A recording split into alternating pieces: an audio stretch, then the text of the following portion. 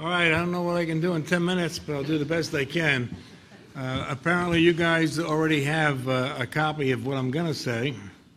I'll just hit the highlights. I was a division chief of the Accidents, Evaluations, and Investigation Division of the FAA in Washington, D.C. from 1981 to 1988. I was the first man selected for that position, and we created that position. It came about after the air traffic controller strike. FAA had no quality control in the system until the strike, and then I was selected for that position, and it turned out to be a division with 5 branches. During this time, I was involved in the investigation of an extraordinary event and was asked not to talk about it. Since retiring, I decided the public had a right for this information and that they could handle it.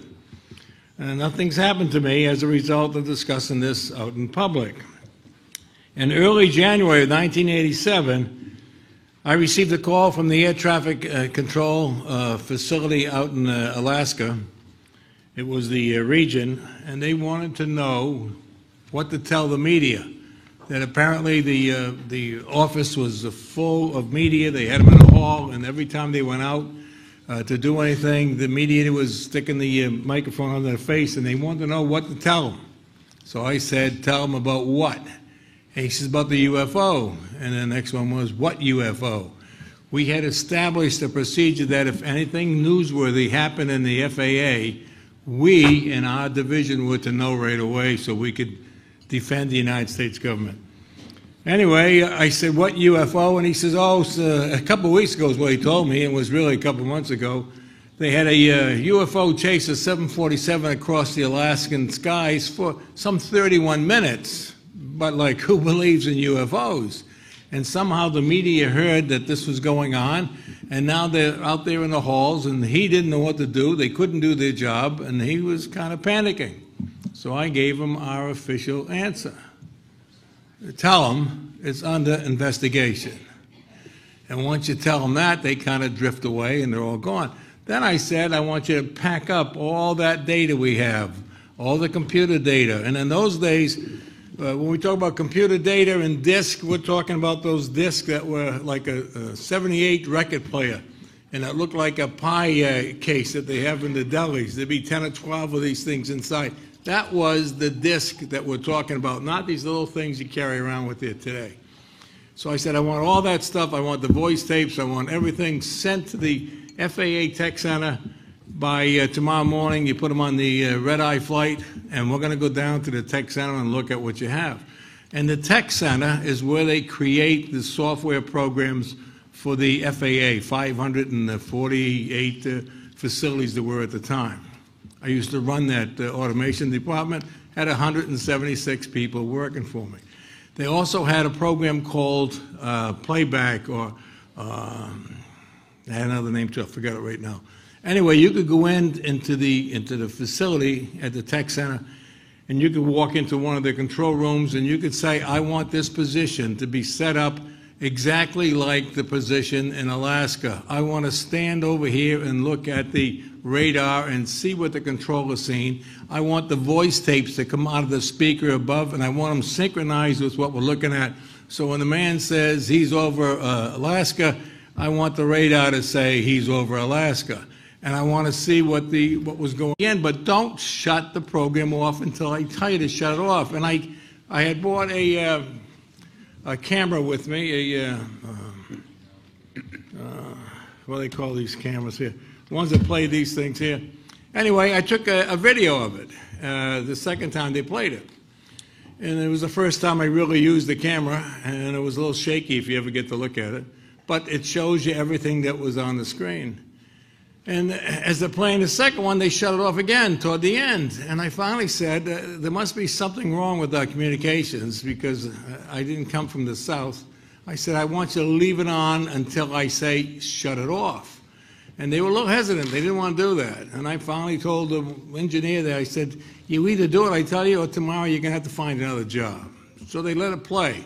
Well, toward the end, the controllers had taken a United, and they asked him if they could delay his arrival time and have him check this 747 that was coming southbound. So they vectored him over to the 747. He's about 2,000 feet beneath them. And the United says, it's a beautiful airplane, the moon behind him, it looks good. He says, it's so clear up here, you can see into next Tuesday. And then he passed by. Well, after he passed by, that target that had been chasing the 747 turned around and started following the United as he went down into Alaska. Now, when the Japanese pilot first commanded the frequency, for you guys that are familiar with radar or how the military or the controllers work, when he first commanded the frequency for the controller, the first words out of his mouth was, do you have traffic for me? And when the controller hears these words, it means doom, because right away he forgot something. He's got somebody else up there that shouldn't, and why would a pilot ask if we had traffic? And he looked at his scope and he says, negative, there's no traffic in your area. And the Japanese pilot says, oh yeah, there's traffic out here. And it's at 12 o'clock and about 8 miles, he's telling him. Well, the next thing the controller says is, can you tell me what type is? Can you make out the type of aircraft? Any markings on the plane that we can find out who it is? He's thinking it's a military aircraft. And the Japanese pilot says, there's no markings. It's as big as 4 aircraft carriers. It has yellow and white lights around the center, and it's big. And he was a little bit worried. Well, this machine followed him down for 31 minutes. Halfway through his flight, he makes a 360-degree turn. Now, when I say he makes it, he doesn't do anything unless the FAA says you can do this. So they told him, if you want to deviate, you want to change your altitude, let us know. And he changed his altitude a couple times, makes a 360, and this UFO stayed with him all the way. Scared the pants off him. I don't know how much more time I got. Anyway, when I got done with about a minute and a half to 2 minutes. Okay, so I shoot back to the FAA Center, and the administrator at the time was Admiral Ingen. I don't know if you guys knew Admiral Ingen. I got there about 4:45 because I wanted to go home with my wife. And he heard I was in the building, so he calls me up and he says, give me a 5-minute briefing on what you're seeing. So I gave him what I'm telling you guys here. And he wanted to know if that video I took would play on his TV, and I said, I guess so. The book says it can. So I plugged it in there, and after a few minutes of watching the video, he calls the aide over and he says, go tell Kennedy I'm going to be a few minutes late. So he's watching it a little bit more, and then he finally calls the aide over and says, go cancel the rest of my appointments tonight. We'll reschedule for sometime next week. He says, I have to go see the president, and we're talking about Reagan. So when he got all done, he says, don't talk to anybody. I'll get back with you, and I'll tell you what to do. I'm on my way to see Reagan. Next morning, I came to work, and I got a call from some guy who said he was at the CIA. He wanted to talk about a UFO. I said, well, you're talking to the wrong guy. I don't know anything about UFOs. He says, well, the one that happened over Alaska. I said, you probably want to talk to the Admiral. I don't know what you're talking about. A few minutes later, the Admiral calls down and says, I've set up a briefing for you tomorrow at 10 o'clock or 9 o'clock, whatever it was, in the round room.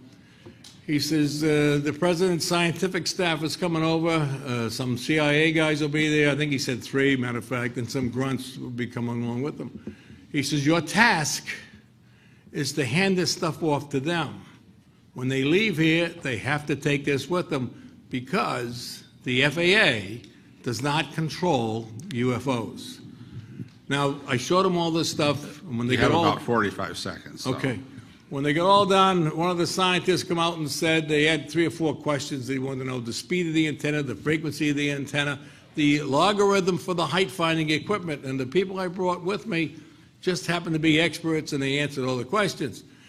When they get done, the CIA guy standing next to me says to the people, this event, pointing to the big screen they have in the room, this event never happened. We were never here. We're confiscating all this data, and you're all sworn to secrecy. Thank you very much. Mr. Callahan, the event that you describe is exactly the kind of thing that I think is most creditable. Let me understand, how many different people saw this? So the radar return? Well, are there not people that saw the craft and people that saw the radar returns both? No, the only ones that saw the craft was the Japanese pilot and the other two with them. There's Okay, so there were 3 people that saw the craft, all right. And how many people saw the radar? No, 20, 30. 23 at the time, people? Yeah. Yeah, these are the kinds of things that are just very difficult to explain away, where you have eyewitnesses and a radar track, and a real radar track. But apparently some of these things don't leave a radar track. The other day we had testimony from a pilot in South America that they can absorb bullets. Something that can absorb bullets can absorb radar, I would think. Well, the radar picks up all the traffic, but most people don't understand how the system works, and that's what blows their mind. If you're an air traffic controller and you're working your sector in front of you, you've got 500 miles that you're taking care of. The antenna's going by every 9 or 10 seconds, and it picks up a primary target, which is the size of a pencil eraser, and it puts it on your scope right here. You could be working traffic going this way. When that target shows up, we don't know who it is, and you're going to look at that and say, well, if he gets close to this guy, I'll do something intelligent.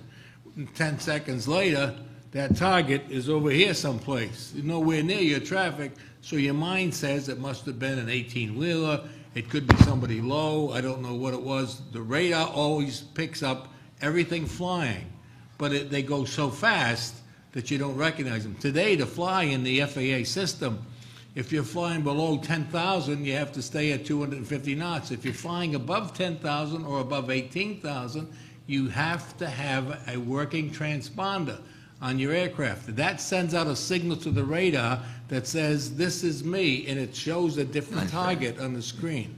That's what we see when our people are flying.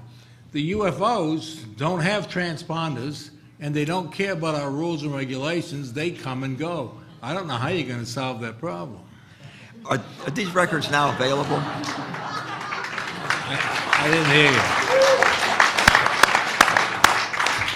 Are these records now available, or have they been taken somewhere, the radar tracks? Oh, I've got a copy of it, of the video I took. I also had the engineers at the tech center produce this chart, and I've got the papers that you can have anybody that knows anything about automation. They could plot all the airplanes along the route of flight, and the engineers that did this, they wrote down that this is the first time the UFO showed up, the first time the military seen the UFO. The pilot at the 022706, NORAD called, they lost the target. They put 2 sheets of paper like this together on the board. They said, this is what happens. Now, when I was talking to the engineers, the hardware and software engineers, I asked them to tell me what the target was alongside the 747. And the hardware engineer says, that target right there is a software problem. This one's a software. All the way down, the targets that showed up were software problems. The software engineer gets up and says, this target here is a hardware problem. That's a hardware problem. So my question to them was, well, if it's not a hardware problem and it's not a software problem, then what the hell is it? What are we looking at? I'm still thinking it's a stealth bomber. And one of them, he says, my religion forbids me to believe in UFOs. So I said, well, how do you know it ain't the stealth bomber? They knew what they were looking at. They knew what they were putting down on the chart, and it was something that didn't belong here in the United States. But you won't see, if you go up and watch radar today, you won't see the UFOs he's shooting across the country. He has to slow down to somewhere around 600 knots, and then he would, if he stayed with the airline pilot, you would see the airline's target. The computer would tell you who it is, it's Transworld, whatever it is, what his speed was, what his altitude was as he's climbing and whatnot. All that data is on the screen, and next to it there'd be a dot. And unless the pilot said, hey, if you got somebody at my altitude, we would never know that that's what it was. If he stayed a little bit above that aircraft, he wouldn't see it, wouldn't give it any thought, we would not know. Once the pilot says, hey, there's somebody at my altitude here. If it was a Learjet or a military aircraft, had the pilot said, it looks like an F-106 playing games out here, we would have tracked that little dot all the way to he landed, and we would have wrote him up for flying and controlled airspace without the FAA's approval. Well, thank you. Mr. Callahan, we've been talking about radar. You seem to know a lot about radar. Probably more about radar than any other expert we've heard this week. I think, and that's not just a compliment, I think it's a fact, from everything I've heard at least. The question I've asked is, you gave some, or repeat just very briefly, why you think radar does not show up in some of these sightings. Well, the radar always shows up, but you can't see it. That's the problem. Oh, okay. You got to remember now, if a UFO or even a Russian or some other come into our airspace without a working transponder, then the computer would recognize that little dot that the radar picks up as nothing. Okay. And if it was a huge mass of raw radar, our system says it can't be an airplane, it must be weather. So it puts it on what they call the WFMU, Weather Fixed Mapping Unit, and it tells the computer says, I'll put it on the scope as a cloud unless the controller says, I don't want to see the weather. And if that's the case, it never shows up. Well, I'm glad I asked you this because, at least for my benefit, this has certainly illuminated the understanding. And so it would not be fair to say if something did show up on radar, that would be evidence that it was not ET. It would not be, that would not be a reasonable. No, but you got to remember now, in order for. And I see my time has expired. Okay. Oh, Representative Woolsey is just giving me. Oh, I'm sorry. I thought. I swear I saw that time sign. Yeah. I'd like to make one comment. Well, thank you. Go ahead. A number of military radar operators and FAA radar operators have called me, and basically what they said was that they were told not to tell the pilots that there was a UFO out there. Always deny the fact the UFO exists and turn the aircraft away so there's no chance of hitting it or whatever. The point is that I don't think there's any radar people here, but that's what I've been told.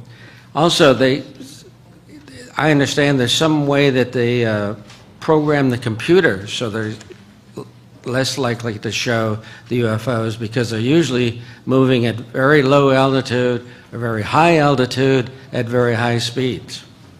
And the tendency for the radar not to pick them up. But if you go back